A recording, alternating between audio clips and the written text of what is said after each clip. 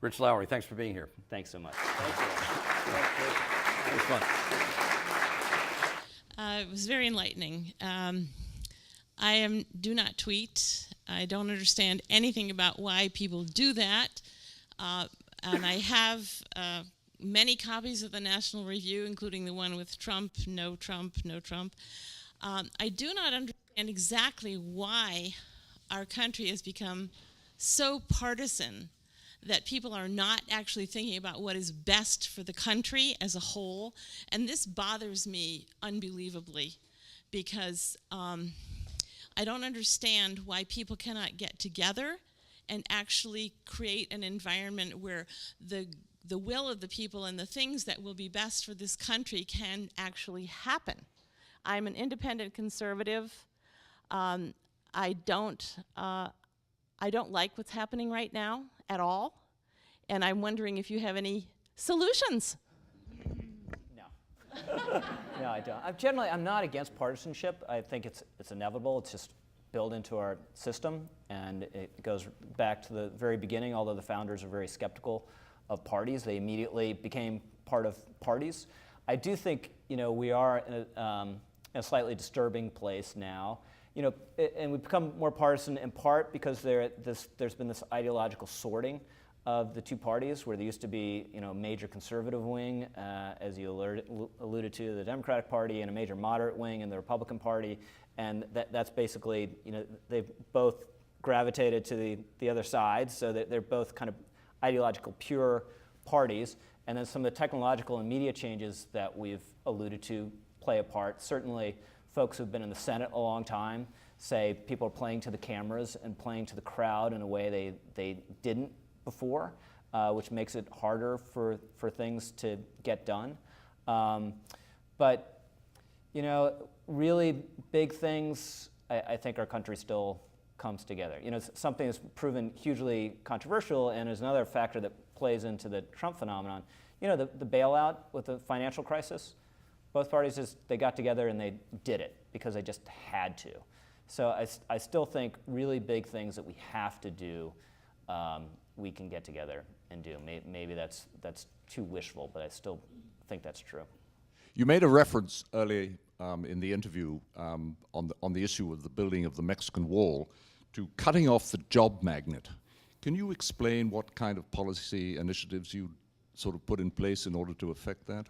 Yeah, well, the most important one would be the so-called E-Verify system, which is partially implemented in this country, but basically would require employers, you hire someone, you have to check against the federal database and find out that their documents and their social security number are legit and they're here legally. Now, if you had a mandatory system of this nature, it wouldn't be foolproof. There'd be other ways to hire legal labor, but it'd be much harder. And what we've seen so far, and this is one 100-day success of the Trump administration that's underappreciated, is border crossings have plummeted the last 5 months. And part of it is they're scared of Trump. They think he is, to coin a phrase, a bad hombre. And part of it is the Trump administration has tightened up in enforcement in various ways. So the smuggling, the price for a smuggling fee has gone up. There's some indications it used to be about $3,000. Currently, it's about $8,000 because you're a smuggler. There's more risk that you'll get caught and you'll get prosecuted. Now, you're someone in Honduras and you're thinking of coming to the United States, and suddenly it costs $5,000 more. That's not cheap. And you have to think about, you'll pay that additional money, take the risk of this horrendously arduous journey, and get to the country, the United States, and still get sent back.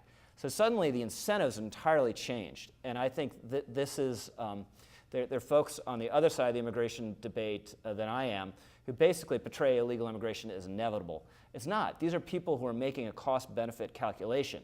And for decades, the calculation has been, you come to the United States, you get across the border, you work, and you're fine. And you're going to make more money than you would back home. Probably you're not going to be, no one's going to bother you, and you can even send money back home to your family.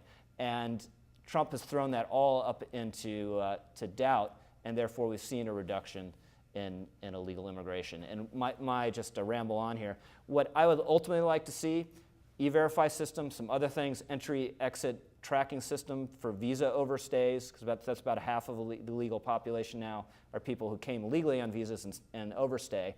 And if you have that system, you have it in place, you know it's working, and it's actually reducing the illegal population, then you can have a grand bargain on immigration. And in that circumstance, I would support some form of amnesty in the confidence that the amnesty wouldn't draw more people over the border because the system, the enforcement system would be tighter and be working. A corollary to the same question then, on the demand side for immigration, you're talking about supply side effectively.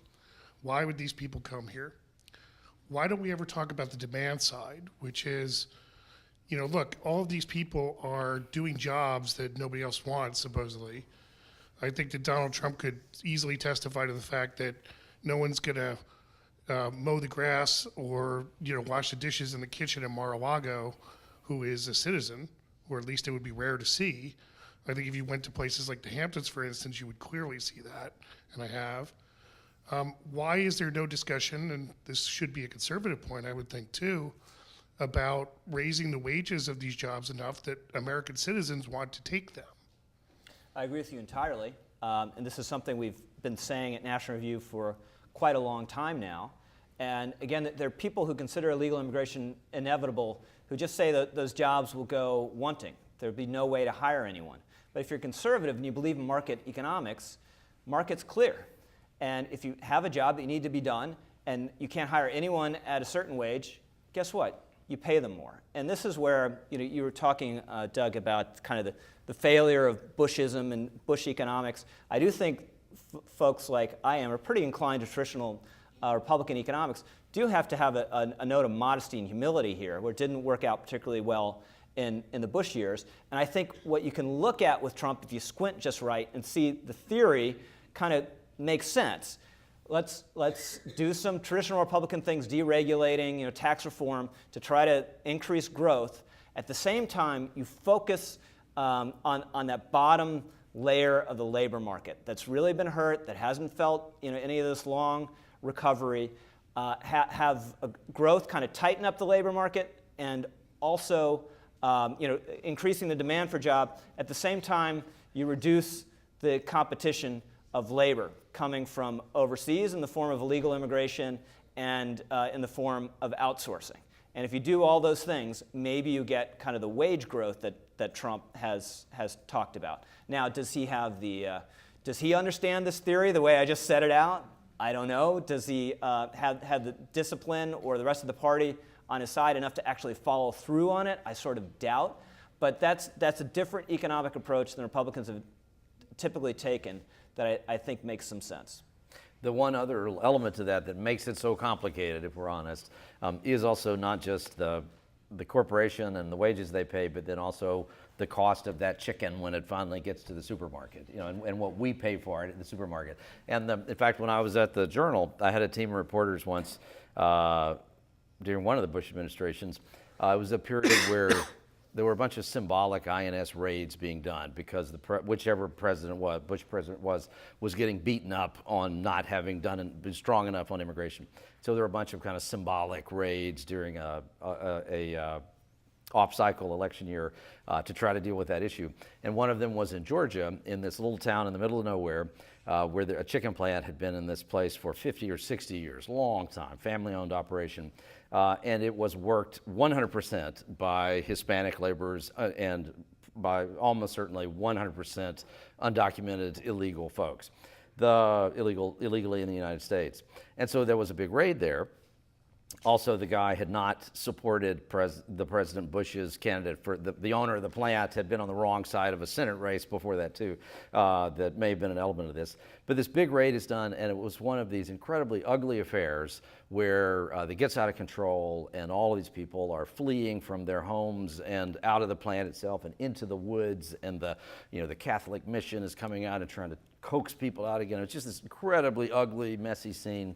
And I had a couple of reporters at the Wall Street Journal, and I said, well, let's not write about this right now, but let's sit on this for 6 months or a year. Let's go in, and I had a couple of Spanish-speaking reporters. I said, go in and let's actually get to know some of these people and see what really happens in this place over time. And we did. It was one of the most interesting stories I ever had anything to do with, because over the cycle, what happened was that this dead little town that had been primarily African American, because it was an old farm town in the flatlands of Georgia.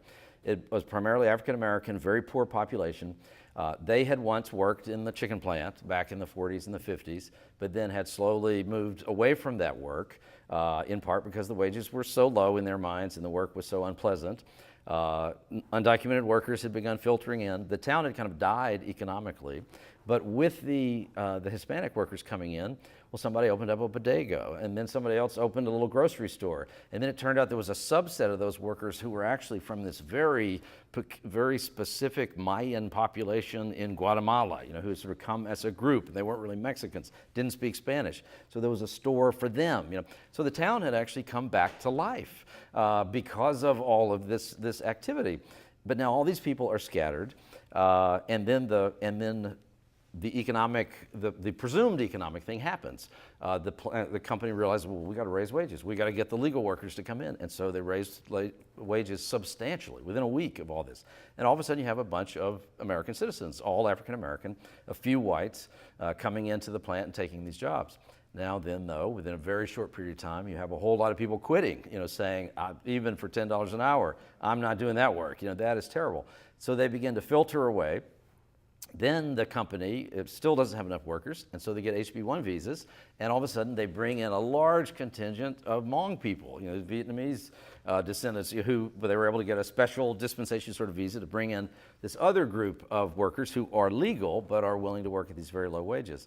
In the end, that didn't work out very well either, because now it's back to being a terrible place to live, and this population of people doesn't want to be there. So the end of the story is they moved the vast majority of the production to a plant in Mexico where you can ship in frozen chicken much more cheaply than packing it in Georgia.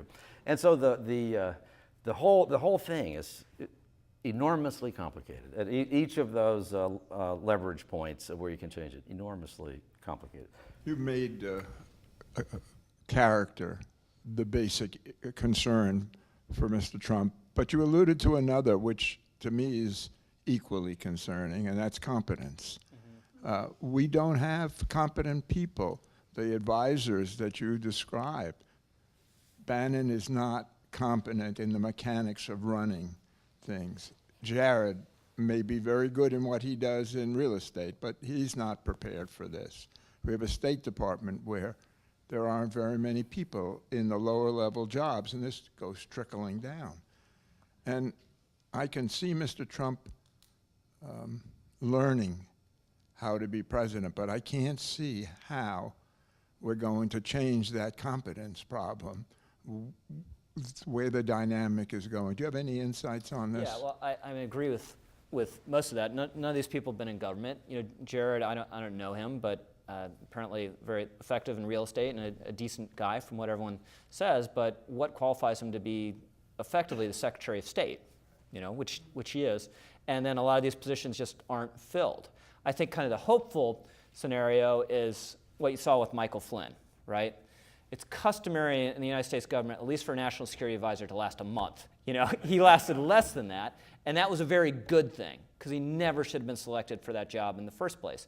And there was a false start with the second choice, and then he settles on H.R. McMaster as one of the most impressive people I've ever encountered in my life. Not just demonstrates incredible physical courage, but an intellectual courage. So you'll hope there's this sort of sorting process where the incompetents are out and you have more competent people in. But does this happen or not? I have no idea. I will say, in a lot of ways, the initial couple months here have been off the charts with some of the competence issues, but also Bill Clinton initially, it was sort of a debacle as well in a different way.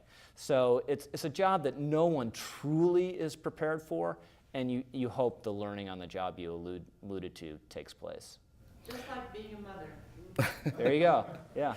I think we have Well, to. I got my cough from my little daughter at home, so I don't have experience of being a mother, but I do have experience of being a father, and same thing, yeah, same deal.